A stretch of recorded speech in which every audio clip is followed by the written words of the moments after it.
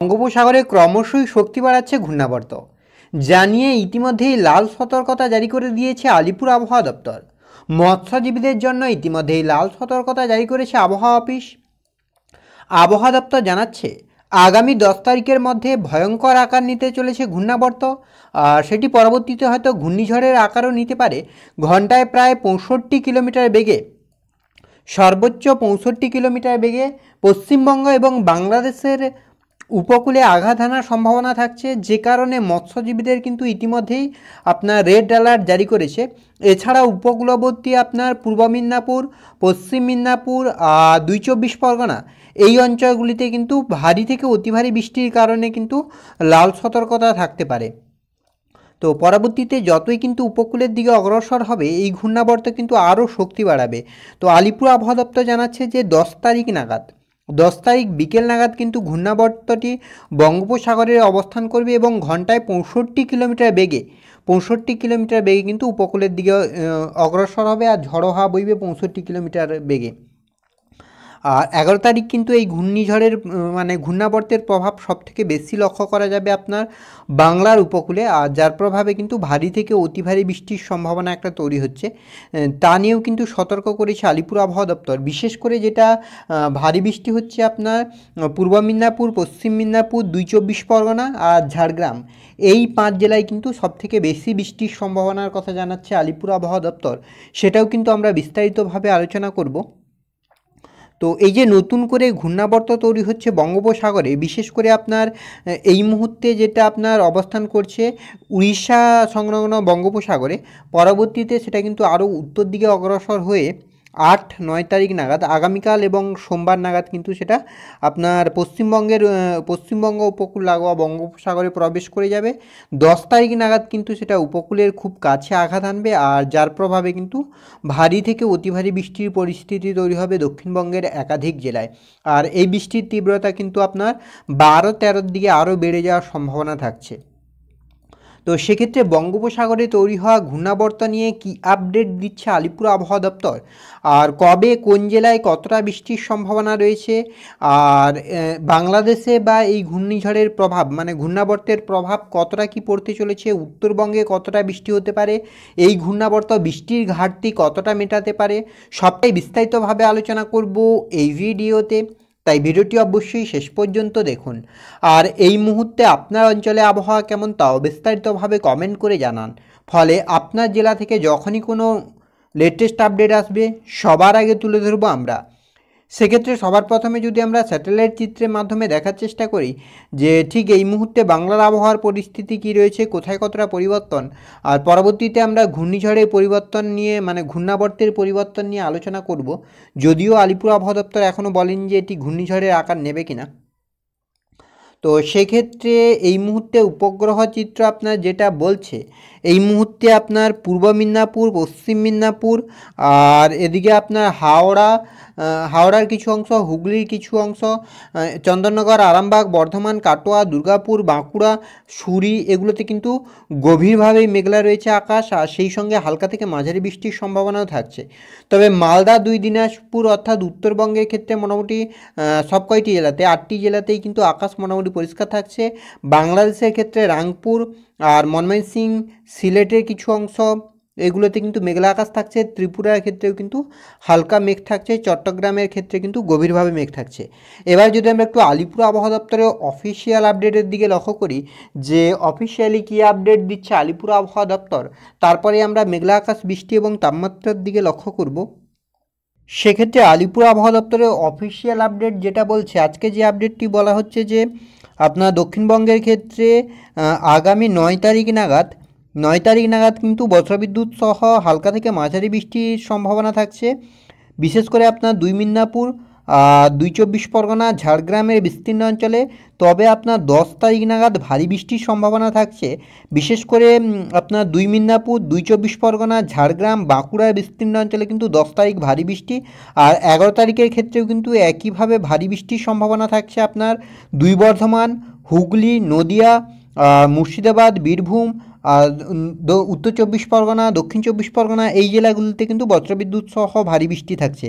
তবে আপনার ফিশারম্যানদের জন্য একটা রেড অ্যালার্ট থাকছে। বলা হচ্ছে যে আপনার পশ্চিম মধ্য বঙ্গোপসাগরে কিন্তু একটি ঘূর্ণাবর্ত তৈরি হচ্ছে, আর 7 তারিখ এবং 8 তারিখ নাগাদ কিন্তু ঘূর্ণাবর্তটি তৈরি হবে এবং সেই মুহূর্তে ঘন্টায় 35 থেকে 45 কিলোমিটার, সর্বোচ্চ গাস্টিং আপনার 55 কিলোমিটার, সর্বোচ্চ 55 কিলোমিটার বেগে ঝড়ো হাওয়া বইবে। এছাড়া আপনার সেটা কিন্তু আরও আপনার উত্তর দিকে অগ্রসর হবে, উত্তর পূর্ব দিকে অগ্রসর হয়ে সেন্ট্রাল আপনার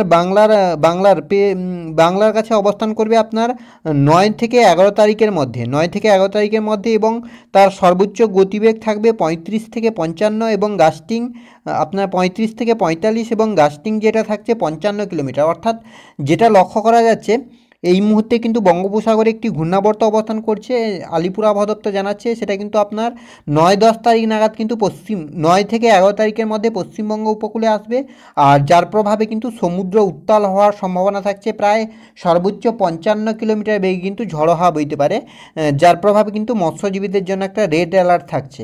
এবার যদি আমরা একটু উইন্ডির আপডেটের দিকে লক্ষ্য করি, যে উইন্ডির আপডেট কি বলছে। মেঘলা আকাশের দিকে যেটা লক্ষ্য করা যাচ্ছে, আগামীকাল থেকেই কিন্তু আবহাওয়ার পরিবর্তন হতে শুরু করবে, গভীরভাবে মেঘলা থাকতে চলেছে আকাশ। আগামীকাল রবিবারের দিকে যদি আমরা লক্ষ্য করি, তো রবিবারের দিকে 10 তারিখ 4-5 তারিখ নাগাদ এদিকে আপনার কলকাতা, হাওড়া, হুগলি, দীঘা, কন্টাই, হলদিয়া সর্বত্র কিন্তু আংশিক মেঘলা থাকতে চলেছে আকাশ। আপাতত সেভাবে বড় কোনো পরিবর্তন নেই। সোমবার আপনার 9 তারিখ, সেক্ষেত্রেও আপনার হালকা মেঘ থাকছে, আপাতত সেভাবে বড় কোনো পরিবর্তন নেই, আর উপকূলবর্তী জেলাগুলিতে গভীরভাবেই মেঘলা আকাশ থাকবে। মঙ্গলবার 10 তারিখ, সেক্ষেত্রেও কিন্তু হালকা আপাতত মেঘ থাকছে, আপাতত সেভাবে বড় কোনো পরিবর্তন নেই। তবে আপনার বাংলাদেশ এবং পশ্চিমবঙ্গের বিস্তীর্ণ অঞ্চলে কিন্তু গভীরভাবে মেঘ থাকবে।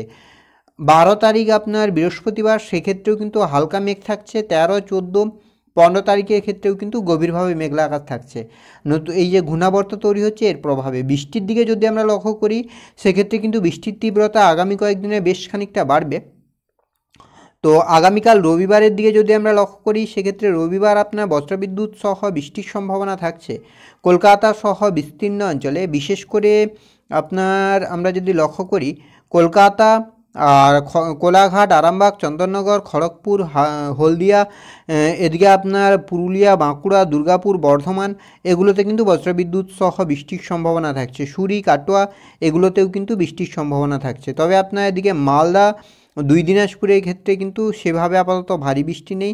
তবে শিলিগুড়ি আর কোচবিহার এগুলোতে কিন্তু বজ্রবিদ্যুৎ সহ হালকা থেকে মাঝারি বৃষ্টি হতে পারে সকালের দিকে। বাংলাদেশের ক্ষেত্রেও আপাতত সেভাবে বড় কোনো পরিবর্তন নেই। 3-4 নাগাদ সেক্ষেত্রেও প্রায় একই পরিস্থিতি, বজ্রবিদ্যুৎ সহ হালকা থেকে মাঝারি বৃষ্টি। তবে আপনার বিকেলের দিকে, আগামীকাল বিকেলের দিকে কলকাতা সহ পার্শ্ববর্তী অঞ্চলে কিন্তু ভারী বৃষ্টির সম্ভাবনা থাকছে। সোমবার আপনার 9 তারিখ, সেক্ষেত্রেও কিন্তু একই পরিস্থিতি, হালকা থেকে মাঝারি বৃষ্টির একটা সম্ভাবনা তৈরি হচ্ছে। মঙ্গলবার 10 তারিখের ক্ষেত্রেও আপাতত সেভাবে বড় কোনো পরিবর্তন নেই। তবে আপনার মঙ্গলবার যেটা বৃষ্টি হচ্ছে 10 তারিখ আপনার 3-4 নাগাদ কিন্তু বেশ খানিকটা, মানে এই যে ঘূর্ণাবর্ত বঙ্গোপসাগর থেকে স্থলভাগে আঘাত করছে, তার প্রভাবে কিন্তু বজ্রবিদ্যুৎ সহ ভারী বৃষ্টির সম্ভাবনা তৈরি হচ্ছে। বিশেষ করে আপনার এদিকে পুরুলিয়া, বাঁকুড়া, ঝাড়গ্রাম, খড়গপুর অর্থাৎ পূর্ব মিদনাপুর, পশ্চিম মিদনাপুর, 2 চব্বিশ পরগনা, কলকাতা, হাওড়া, হুগলি এগুলোতে কিন্তু বজ্রবিদ্যুৎ সহ ভারী বৃষ্টি। এছাড়া আপনার বাংলাদেশের খুলনা, বরিশাল, ঢাকার বিস্তীর্ণ অঞ্চলেও কিন্তু বজ্রবিদ্যুৎ সহ ভারী বৃষ্টির সম্ভাবনা থাকছে। বুধবার আপনার হচ্ছে 11 তারিখ, সেক্ষেত্রেও একইভাবে বজ্রবিদ্যুৎ সহ ভারী থেকে অতি ভারী বৃষ্টির সম্ভাবনা থাকছে। আর 3-4 নাগাদ সেক্ষেত্রেও কিন্তু একইভাবে বৃষ্টির সম্ভাবনা থাকছে। বৃহস্পতিবার 12 তারিখ, সেক্ষেত্রেও কিন্তু একইভাবে বজ্রবিদ্যুৎ সহ বৃষ্টি, আর সকালের দিকে বজ্রবিদ্যুৎ সহ বিক্ষিপ্তভাবে ভারী বৃষ্টির সম্ভাবনাও থাকছে। শুক্রবার 13 তারিখ, সেক্ষেত্রেও কিন্তু একইভাবে বৃষ্টির সম্ভাবনা থাকছে। শনিবার 14 তারিখের ক্ষেত্রেও বজ্রবিদ্যুৎ সহ ভারী বৃষ্টির সম্ভাবনা থাকছে। আর রবিবার আপনার হচ্ছে 15 তারিখ, সেক্ষেত্রেও প্রায় একই পরিস্থিতি। সোমবার আপনার 16 তারিখ, অর্থাৎ বজ্রবিদ্যুৎ সহ ঝড় বৃষ্টির ক্ষেত্রে যেটা লক্ষ্য করা যাচ্ছে, আপাতত আগামী কয়েকদিন বজ্রবিদ্যুৎ সহ ভারী থেকে অতি ভারী বৃষ্টির সম্ভাবনা বজায় থাকবে। তাপমাত্রার ক্ষেত্রে আপাতত বড় কোনো পরিবর্তন নেই। কলকাতা সহ পার্শ্ববর্তী অঞ্চলগুলিতে সর্বোচ্চ তাপমাত্রা থাকবে 30-32-এর কাছাকাছি। তো এই ছিল এই মুহূর্তের আবহাওয়ার আপডেট। পরবর্তী আপডেট পাওয়ার জন্য অবশ্যই আমাদের চ্যানেলটিকে সাবস্ক্রাইব করে আমাদের সঙ্গে থাকুন।